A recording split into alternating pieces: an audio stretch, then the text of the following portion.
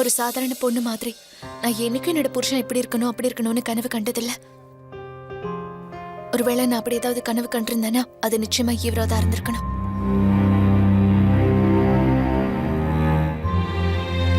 காதல்னா என்னன்னு நான் அவர்கிட்ட தான் தெரிஞ்சுக்கிட்டேன்.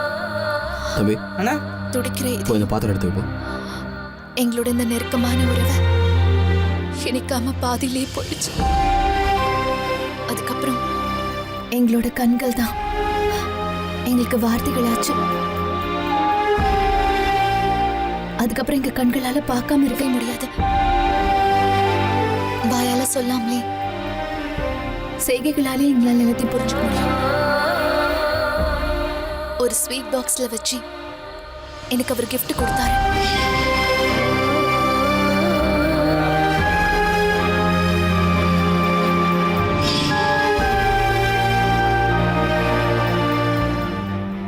நான் படிக்க ஆசைப்படுறேன்னு அவர் தெரிஞ்சுக்கிட்டாரு. அவர் என்னோட கனவை நினைவாக்குறதுக்காக முதல் அடியா எனக்கு அந்த புக்கை கொடுத்தாரு. அதுக்கப்புறம் என்னோட கனவுகள் எல்லாத்தையுமே அவரோட கனவுகளா பார்த்தாரு. சொல்லுங்க சூர்யாண்ணா. நான் போய் இந்த ஸ்வீட்ஸ் எல்லாம் கொடுத்துட்டு வந்துடுறேன். அதுக்கப்புறம் நான் என்ன நினைச்சாலும் அவர் இதை புரிஞ்சுக்குவாரு. அதுக்கப்புறம் ஒவ்வொரு நொடியும் அவர் என்ன நெருங்கிக்கிட்டே இருந்தாரு. அவர் என் பக்கத்துல இருந்தா இந்த உலகமே என் பக்கத்துல இருக்கிற மாதிரி இருக்கும். இந்த விஷயத்த நான் அவர்கிட்ட பல தடவை சொல்ல முயற்சி பண்ணிருக்கேன்.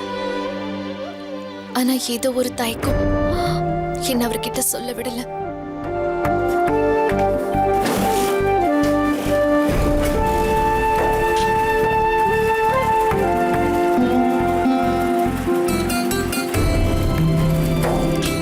அவர் பின்னாடி நான் ஸ்கூட்டர்ல போறப்போ அவர் தோற்றத்துக்கு கூட எனக்கு தைரியம் இல்லாம இருந்தது. ஆனா கண்ணாடியில அவரோட முகத்தை பார்த்தாலே எனக்கு நான் நினைச்சது எல்லாமே எனக்கு கிடைச்ச மாதிரி இருக்கும். எங்க மனசுக்குள்ள இருக்கிறத நாங்க சொல்லாமலே தெரிஞ்சுக்குவோம்.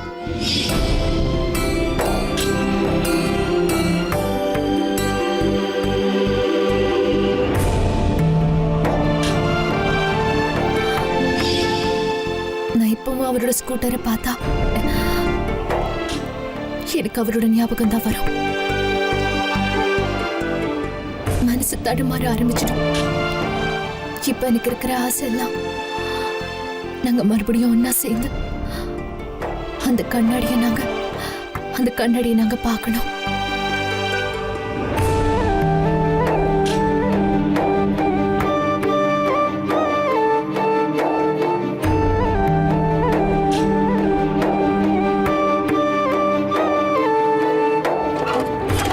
வாவ் சந்தியா, செம ஃபீலிங்கான லவ் ஸ்டோரி உங்களோடது. நீங்க சொல்றத கேட்க கேட்க என்ன அறியாம நானே அந்த ஸ்டோரிக்குள்ள டிராவல் பண்றேன். உங்களோடது ரொம்ப அழகான காதல். நீங்க உங்க புருஷனுக்காக ஏதாவது மெசேஜ் கொடுக்க விரும்புறீங்களா? இல்ல, நான் அவருக்கு இப்போ எந்த செய்தியுமே சொல்ல விரும்பல. ஆனா ஒண்ணு மட்டும் சொல்ல விரும்புறேன். நாங்க நதிகளோட 2 கரைகள். நம்ம நதியோட 2 கரைகள் மாதிரி. அது தூரத்துல இருந்து பார்க்கும்போது சேர்ந்தே இருக்கிற மாதிரி தெரியும். ஆனா பக்கத்துல போய் பார்த்தா அப்படி தெரியாது. ஆனா நம்ம 2 பேருக்கு நடுவுல பாஞ்சுக்கிட்டு இருக்கிற அந்த நதியால தான் நம்மளோட உறவே இணைஞ்சுக்கிட்டு இருக்கு. எனக்கு நம்பிக்கை இருக்கு அந்த நதி தான் நம்ம 2 பேரையும் மறுபடியும் ஒண்ணு சேர்க்க போகுது. ஆனா உண்மை என்னன்னா அந்த 2 கரையையும் நம்ம 2 பேரும் யோசிக்கிற விஷயங்களை நிச்சயமா ஒண்ணு சேர விடாது. நான் அவர் மேல என் உயிரையே வச்சிருக்கேன். எப்பவும் நான் அவரையே தான் நினைச்சுக்கிட்டு இருப்பேன். ஓய் நீங்க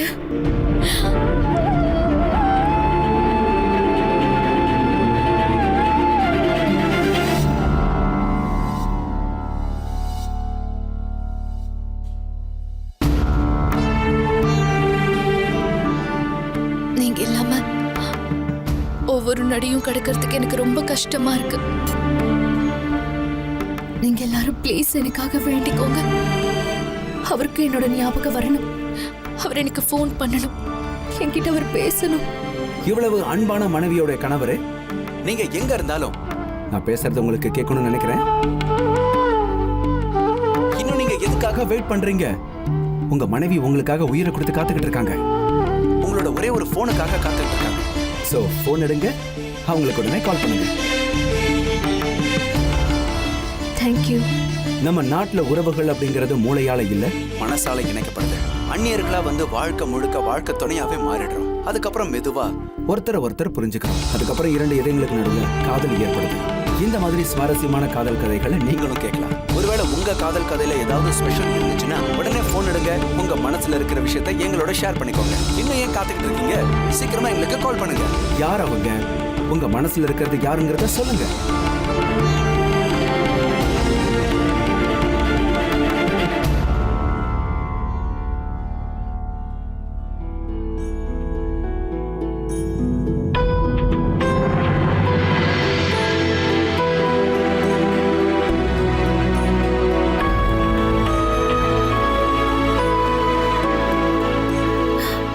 அவர் எனக்கு கண்டிப்பா ஃபோன் பண்ணுவாரு. இப்ப கண்டிப்பா ஃபோன் ரிங் அடிக்க போகுது. அவர் கண்டிப்பா எனக்கு ஃபோன் பண்ணுவாரு. ஒருவேளை அவர் எனக்கு ஃபோன் பண்ணாமே போயிட்டா?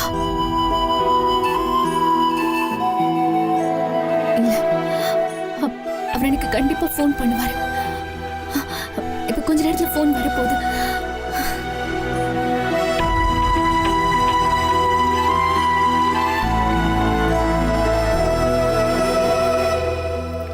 நம்ம வீட்ல என்னென்ன நடந்துட்டு இருக்கு? எல்லாமே தலைகீழா நடக்குது. உங்களுக்கே தெரியும்ல, சூர்யா மாமா சந்தியாக்கா இல்லாம மூச்சு கூட விடாத மனுஷன். அவரே சந்தியாக்காவை வீட்டை விட்டு வெளியே அனுப்பிட்டாரு. அது மட்டும் இல்லாம ஆச்சரியப்படுற விஷயம் என்னன்னா, சந்தியாக்கா போலீஸ் ஆகணும் அப்படின்னு ஆசைப்பட்டப்போ நம்ம எல்லாருக்கும் தெரிய வந்ததே. அப்போ சூர்யா மாமா மட்டும்தான் அவங்களுக்கு சப்போர்ட்டா இருந்தாரு. அத்தை சந்தியாக்கா போலீஸ் ஆபீசர் ஆயிடக்கூடாதுன்னு அதுக்காக என்னெல்லாம் பண்ணாங்க, எவ்வளவு சண்டை போட்டாங்க. இன்னைக்கு அதே அத்தை சந்தியாக்காவை வீட்டுக்கு கூட்டிட்டு வர சொல்லி வற்புறுத்திட்டு இருக்காங்களேங்க. அத்தை இப்படி மாறிட்டாங்க. ஆனா அத்தை இப்படி மாறுவாங்க நான் கொஞ்சம் கூட எதிர்பார்க்கலங்க. பாத்தீங்களா, அத்தை இப்போ நம்ம வீட்ல சூர்யா மாமாவுக்கு எதிரா நின்னு சந்தியாக்காவுக்கு சப்போர்ட் பண்ணிட்டு இருக்காங்க. அடடடடடா, என்ன ஒரு கலியுகம், நீங்களே பாருங்க. எனக்கு ஒரு விஷயம் தோணுதுங்க. சந்தியாக்காவை வீட்டுக்கு கூட்டிட்டு வந்ததுக்கு அப்புறம் தான் அத்தை நிம்மதியா இருப்பாங்க. இல்ல மீனா, அப்படியெல்லாம் நடக்காது. சூர்யா அண்ணன் எப்பவும் எந்த விஷயத்துக்கும் பிடிவாதம் பிடிக்க மாட்டாரு. அப்படி பிடிவாதம் பிடிச்சா அதை கடைசி வரைக்கும் காப்பாத்துவாரு. அதுக்கப்புறம் எந்த சக்தி வந்தாலும் அவர் அசைக்க முடியாது. இந்த விஷயம் அம்மாவுக்கும் நல்லா தெரியும். ஆனா ஒரு விஷயம் கொஞ்சம் யோசிக்க வேண்டியதா இருக்குங்க. இல்லனா 2 நாளைக்கு முன்னாடியே அந்த போலீஸ் குவார்டர்ஸ்க்கு மனு கொடுக்க வேண்டிய அவசியம் அப்படி என்னங்க வந்துச்சு சொல்லுங்க? அத்தை குணமாயி வீட்டுக்கு வரதுக்கு முன்னாடி அவர் அப்படி பண்ணிருக்காரு. உங்களுக்கு தோணலையாங்க இதுக்கு பின்னாடி வேற ஏதாவது ஒரு காரணம் இருக்குமோன்னு தோணுதுங்க? வேற என்ன காரணம் இருக்க போகுது?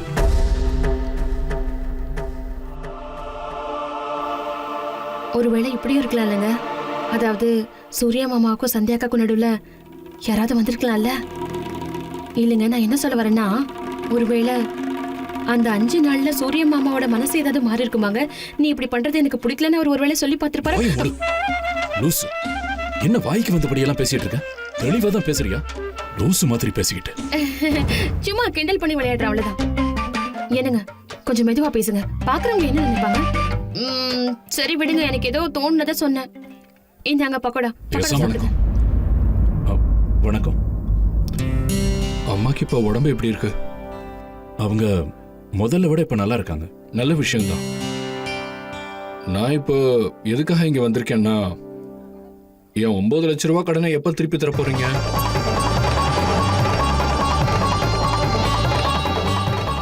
நீங்க ஒன்றும் கவலைப்படாதீங்க. நான் பணத்தை ரெடி பண்ணதும் உங்களுக்கு ஃபோன் பண்றேன். அப்ப சரி, நான் கிளம்புறேன். ஆனா கொஞ்சம் சீக்கிரம் புரட்டி கொடுத்தா நல்லா இருக்கும். சரி, வரேன். நான் போயிட்டு வரேங்க.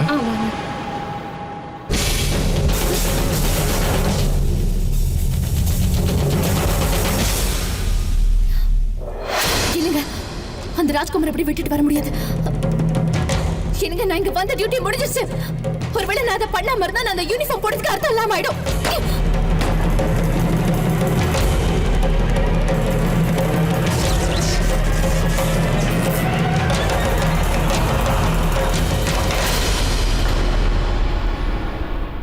ஏன் நிறுத்திட்டீங்க சூர்யா?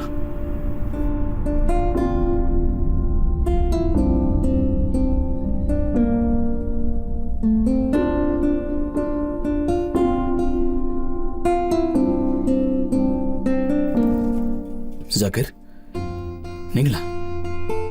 சந்தியா உங்ககிட்ட ஒன்று கேட்டால? ஜாக்கிர், இன்னைக்கு சந்தியா கிட்ட சொல்றதுக்கு என்கிட்ட எந்த ஒரு விஷயமும் இல்லை. இந்த வார்த்தையை நீங்க சொல்றீங்க, சந்தியா கிட்ட சொல்றதுக்கு எதுவுமே இல்லைன்னு. சூர்யா, நான் இப்பவும் அந்த அகாடமி நாட்களாக மறக்கவே இல்லை. ஒரு நாளைக்கு கிட்டத்தட்ட 4 தடவையாவது நீங்க ஃபோன் பண்ணாம இருந்ததே இல்லை. அவளும் அதே மாதிரி உங்க ஃபோனுக்காக காத்துக்கிட்டே இருப்பா. அவளோட நம்பிக்கை ஒரு நாளும் பொய்யாகல. அப்பெல்லாம் அதிகமா பேச முடியலன்னா கூட காதல் எப்பயுமே இருந்துச்சு. அதே தான் நீங்களும் பேசுறீங்க. சந்தியாவும் அதை கேட்பா. இப்பவும் அதே சந்தியா தான். நீங்களும் அதே மாதிரி தான் இருக்கீங்க. உங்க காதலும் அதே மாதிரி தான் இருக்கு. இல்லை ஜாக்கிர், நான் உங்ககிட்ட எப்படி சொல்றது? உண்மையை சொல்லணும்னா சூழ்நிலை எல்லாமே மாறிடுச்சு. நான் உங்களோட நட்பை ரொம்ப மதிக்கிறேன். உங்க ஃப்ரெண்டை பத்தி நீங்க ரொம்ப கவலைப்படுறீங்கன்னு தெரியும். நான் 2 பேரை பத்தி ரொம்ப கவலைப்படுறேன். ஏன்னா அவங்க தான் என் வாழ்க்கையில ரொம்ப முக்கியமா இருந்திருக்காங்க. சூர்யா, நீங்க உங்களை எந்த அளவுக்கு நீங்க திடமா காட்டிக்கிட்டாலும் கூட உள்ளுக்குள்ள சந்தேக பத்தி நீங்க எந்த அளவுக்கு உருகிறீங்கன்னு எனக்கு தெரியும்.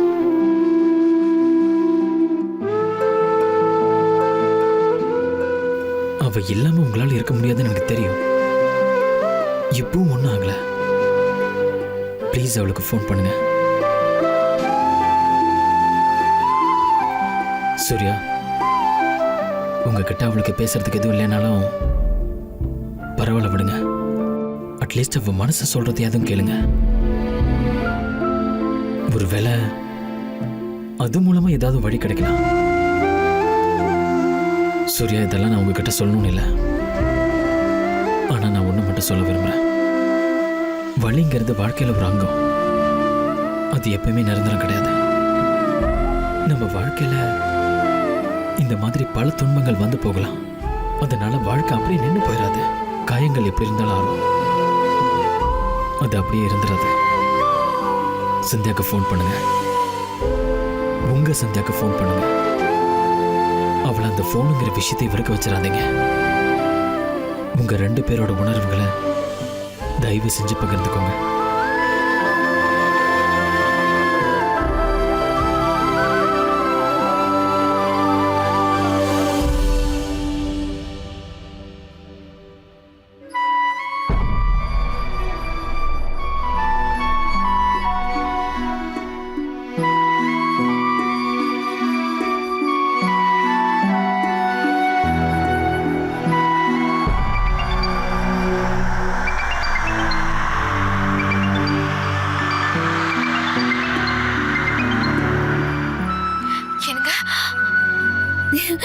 நீங்க எனக்கு கால் பண்ணுவீங்கன்னு எனக்கு தெரியும். நான் உங்ககிட்ட கொஞ்சம் பேசணுங்க. நான் உங்ககிட்ட நிறைய பேசணுங்க. ஆமா, நானும் நீங்க சொல்றதெல்லாம் கேட்கணும். இன்னைக்கு சாயந்தரம் நம்ம பிரதிபா பார்க்ல பார்க்கலாமா?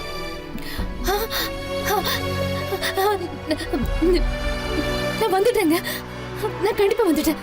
சரி, நான் போன் வைக்கிறேன்.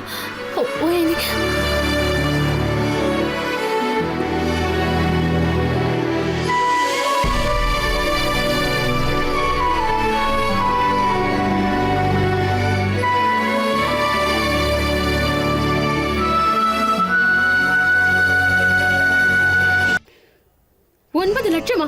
9 லட்சத்துக்கு கடன் வாங்கிருக்கீங்க. எதுக்காக வாங்குனீங்க? எந்த சக்காலத்துக்கு என்ன வாங்கி கொடுத்தீங்க? எனக்கு சொல்லாமலே இவ்வளவு பெரிய தொகையை கடனா வாங்கிருக்கீங்க. மீனா, நீ வாய்க்கு வந்தபடியெல்லாம் பேசாத. நான் அந்த 9 லட்சம் ரூபாய் கடனை அம்மாவோட ஹாஸ்பிட்டல் பில் கட்டுறதுக்காக வாங்கினேன். அட கடவுளே, அந்த ஒரு குண்டடி பட்டத்துக்கு 9 லட்சம் ரூபாய் கடனா? அது அவ்வளவு பெரிய பில்லா வந்துச்சு. ஐயோ ஐயோ ஐயோ, இதெல்லாம் தேவையா? நீங்க இதெல்லாம் தேவையில்லாம உங்க தலையில இழுத்து போட்டுக்கிட்டீங்க. நீங்க சூர்யா மாமா கிட்ட கேட்டா என்ன குறைஞ்சா போயிடுவீங்க. நான் என்ன பண்றது? அண்ணன் ஏற்கனவே அந்த அதிர்ச்சியில இருந்து வெளியே வராம இருந்தாரு. வீட்டுல எல்லாரும் அம்மாவை பத்தி கவலைப்பட்டுட்டு இருந்தாங்க. நான் யாருக்கிட்ட கேக்குறது? நல்லா கேட்டீங்க, யார்கிட்ட கேக்குறதுன்னு. உங்களை யாருங்க தேவையில்லாம இப்படி ஒரு பொறுப்பை ஏத்துக்க சொன்னாங்க? 9 லட்சம் ரூபாய் கடன் வாங்கி வச்சிருக்கீங்க. 9 லட்சம் ரூபாய். அந்த கடனை அடைக்கிறதுக்கு நமக்கு எப்படியும் 9 ஜென்மம் ஆயிடும். அப்படியே கொடுத்தாலும் ஒரு ஜென்மத்துக்கு 1 லட்சம் தான் கொடுக்க முடியும். என்னால என் நகையெல்லாம் கொடுக்க முடியாது. என்ன கேட்காதீங்க சொல்லிட்டு வாய மூடுறியா? நகையை விற்கிறதுக்கு போயிட்டா. அந்த 9 லட்சம் ரூபாய நாம் ஒன்றும் கட்ட தேவையில்லை. அது அரசாங்கம் பார்த்துக்கும். செலவு செஞ்சதுக்கான பில்லை எல்லாம் சேர்த்து அரசாங்கத்துக்கிட்ட கொடுத்தா செலவான பணத்தை அவங்க கொடுத்துருவாங்க.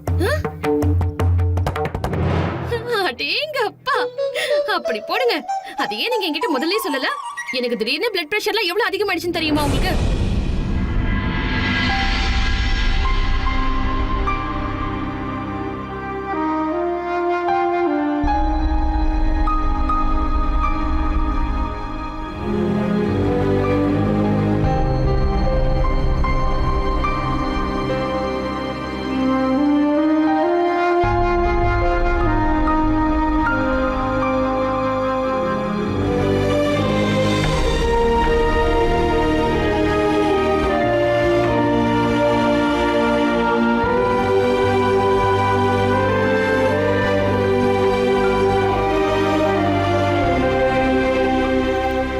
நதியோட 2 கரைகள். எங்க 2 பேருக்கும் நடுவுல காதலுங்கிற அந்த நதி பாஞ்சிட்டு இருக்கிறனால தான் எங்களோட உறவை நிலைச்சுக்கிட்டு இருக்கு.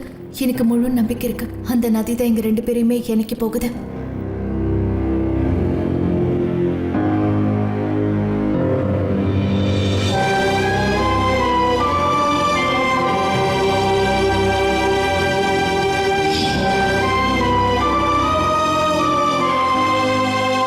சந்தியா, நீங்க உங்க பொட்டை எதுக்கு கண்ணாடியில் ஒட்டி வைக்கிறீங்க? நான் உங்களை பிரிஞ்சிருக்கிற நாட்களை எண்றதுக்காக. நீங்க போயிட்டு திரும்ப வர வரைக்கும் நான் இப்படியே தான் எண்ணிக்கிட்டே இருக்க போறேன். சரி, நீங்க இந்த நாட்களை எண்ணி என்ன பண்ண போறீங்க சந்தியா? நான் ஒரு வியாபாரியோட மனைவி. நீங்க பிரிஞ்சிருந்த நாட்கள் எல்லாத்தையும் நான் மொத்தமா வசூலிக்க போறேன். பார்த்துட்டே இருங்க.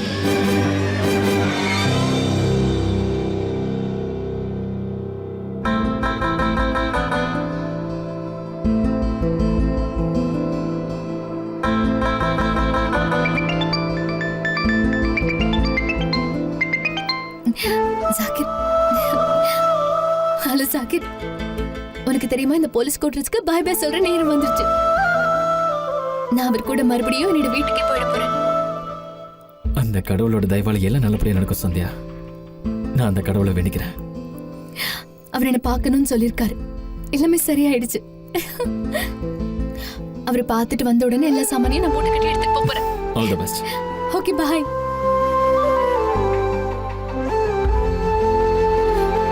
ஓய் நீங்க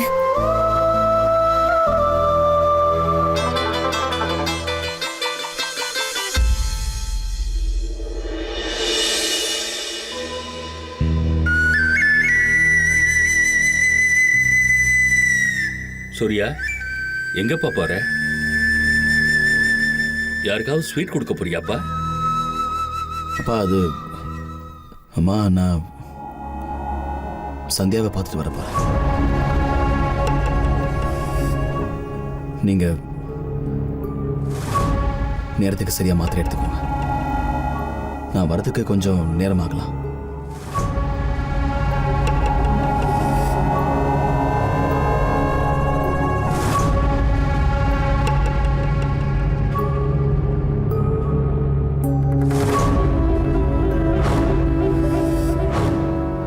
நான் கும்பிடுற அந்த கடவுள் கண்டிப்பா என்னை கைவிடாது. இன்னைக்கு அவங்க 2 பேரும் அவங்க மனசு விட்டு பேசி அவங்க கோபத்தை எல்லாம் போக்கிக்குவாங்கன்னு நினைக்கிறேன். எனக்கு முழு நம்பிக்கை இருக்கு. இவங்க 2 பேரும் 7 ஜென்மத்துக்கும் நிச்சயம் ஒன்னா இருப்பாங்க.